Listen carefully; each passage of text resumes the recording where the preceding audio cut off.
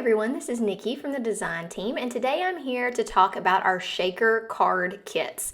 These are really fun. They make a big impact on your card, and there's a lot of different ways that you can color them and make them your own. So I'm going to take you through a few of the cards that I did for this release, and I'm going to show you how I put the shaker card together, also how I colored it, because I used 3 different ways of coloring these cards. So my favorite of these is the Super Dad card. So I'm going to take you through all the steps on putting the shaker together with this card, and then I'm going to just show you on the other 2 cards how I colored things. With this one, I started with some acrylic paint. Each of these shaker kits come with 3 pieces. They come with a really sturdy foam, they come with an acetate piece, and then they come with a chipboard piece that is the front of the shaker. So you can do a lot of things with chipboard. We're going to look at using this paint on this one, and then I'm going to show you some other ways to color it and just add some fun details. You do want to check the size of your shaker kit. This one will fit on an A2, especially if you do a horizontal view, but a lot of them fit on 5x7 or a slim line, so really make sure that you look at the size before you're ordering if you're thinking of a certain size card. I wanted to make the traditional Superman symbol, which is always a red S, so I decided that I would paint this with the brightest red I could find. I looked at other options, but this is just the way to get it so red is to use some acrylic paint. So I just used this is an IKEA brush, and I'm just painting on enough where I don't see any of the white through here. I will have to set it aside to dry, and I did make sure when I'm painting it, sometimes you get a little bit of overflow in the S kind of like along the border, so I went and I took a sharp tool and just kind of ran it around the edges. So I used this is what I used to poke die cut pieces out of their dies, but I just used this and kind of ran it around the edges to make them very I guess you'd say crisp, and I just used a little tissue or piece of paper towel to wipe that off because it will get on your tool, but it comes off pretty easily with a paper towel. So just wipe it off, and then you can go all around these edges. Now granted, you're going to get your fingers messy doing this. You may want to put on gloves using acrylic paint. I don't really mind because I'm going to be making a mess all day creating stuff, so it doesn't really bother me, but if it does, then do something to protect your hands from the acrylic paint because it is a little bit harder to get off. And here's how it looks with all those edges cleaned off. Let's assemble the bottom part of the shaker. So we got this acetate piece. I already put down strips of double-sided adhesive right here.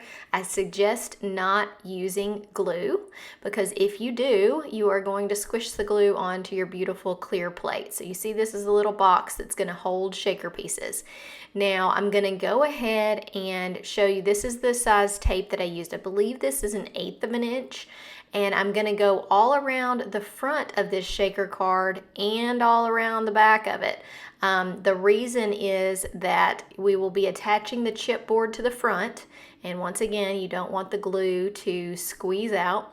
And of course on the back, you will do that when you're ready to seal your window and your shaker pieces in there. So I'm going to get this tape done, and then I will show you the rest.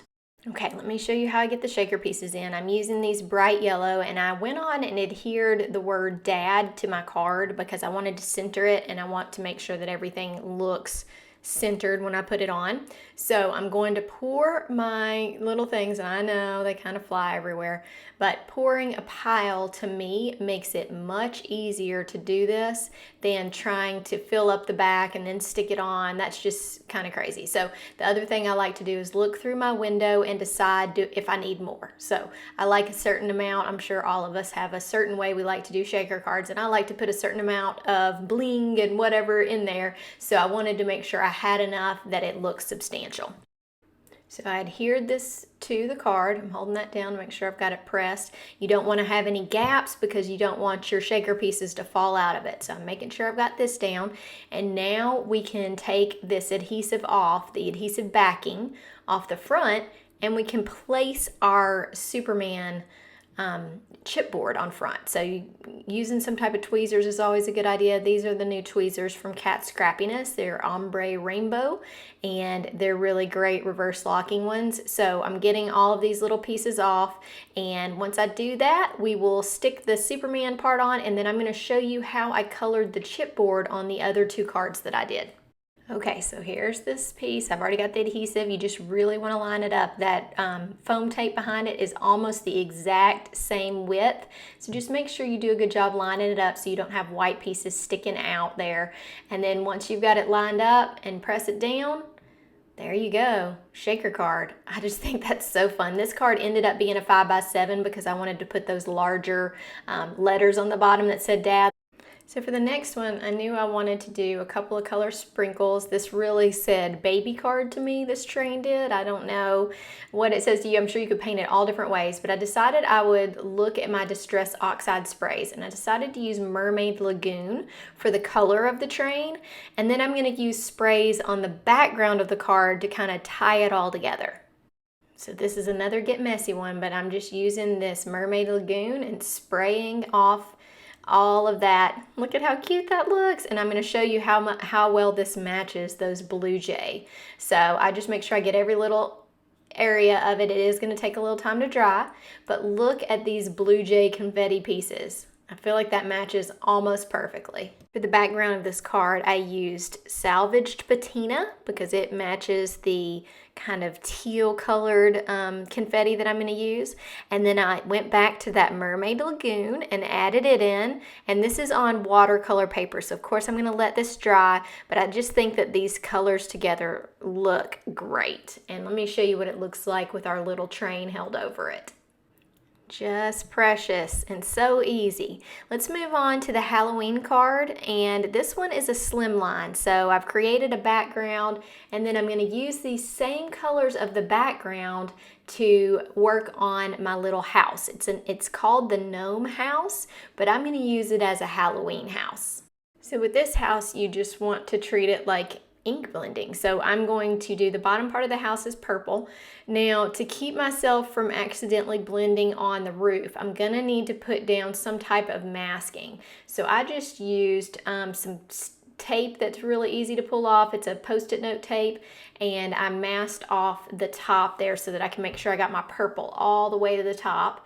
And of course, with anything like this, you can do some extra blending and add it, make it darker in areas. You can really create some variability with your ink blending.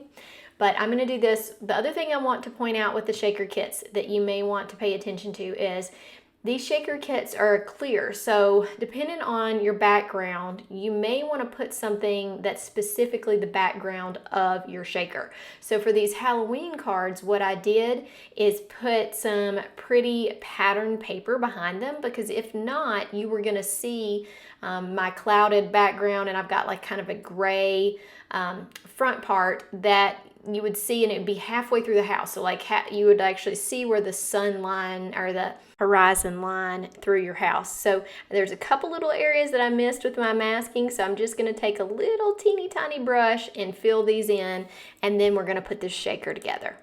So here's what I mean. I didn't want to be able to see the horizon behind it, so I'm going to use some of the pretty new Halloween paper, which I think makes this house even more interesting, and I'm going to fussy cut around the area that is going to be our shaker window. So I'm just fussy cutting that, and then up at the top you'll see there's some open spaces. I'm going to use some stars on that area. So I did the same thing. I fussy cut this little area and put it behind the back of my gnome house so you could see stars through it.